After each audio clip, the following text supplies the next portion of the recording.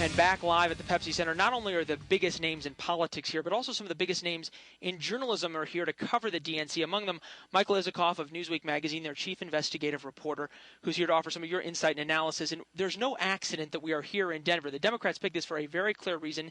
They feel that how goes the West, how goes the election, how does Barack Obama in the next week win the West, considering he is now 1 point down from John McCain in Colorado? Well, first of all, Colorado is one of the key battleground states in this election. I mean, it is one of the solid red states in the West that the Obama people have thought all along they could pick off. And all it takes is a few states, a few switches from red to blue, and that changes the electoral map, could change the election.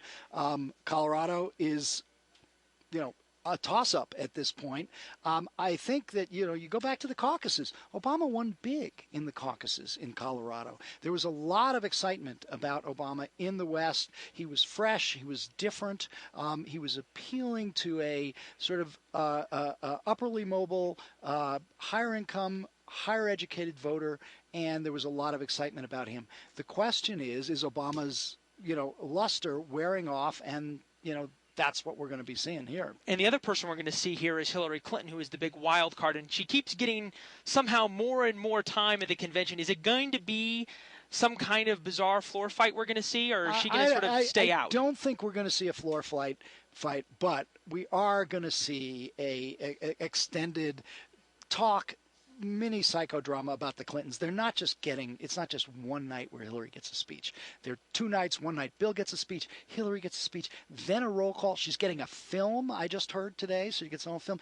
This is a convention that is supposed to be about Barack Obama. That's the only purpose conventions serve right now. They're not deliberative bodies. They are television shows to promote a candidate, the party's candidate.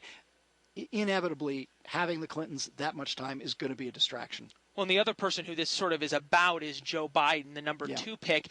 This is a guy who has been in the Senate since Barack Obama has been in high school.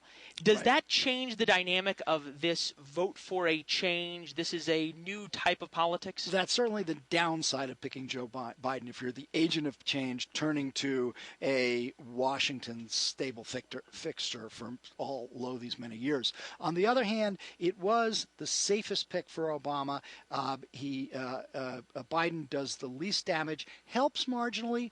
Pennsylvania, another major battleground state, well known in there because of the Philadelphia media market, foreign policy credentials. He bolsters that a little bit. So, I mean, will help, but ultimately people aren't going to be electing a vice president. They're going to be voting on the McCain versus Obama. McCain versus Obama. Who does McCain now pick to win the West, to win Colorado? The conventional wisdom right now is Mitt Romney.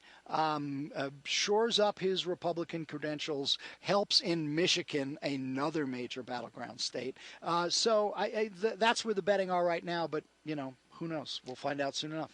Michael Isikoff of Newsweek magazine. We're going to have a lot more folks from Newsweek here during the morning shows, and we're going to also, of course, have insight analysis from a number of the top journalists and politicians here as the convention continues. Deborah? We look forward to it. Thanks, Leland. And lots of sports to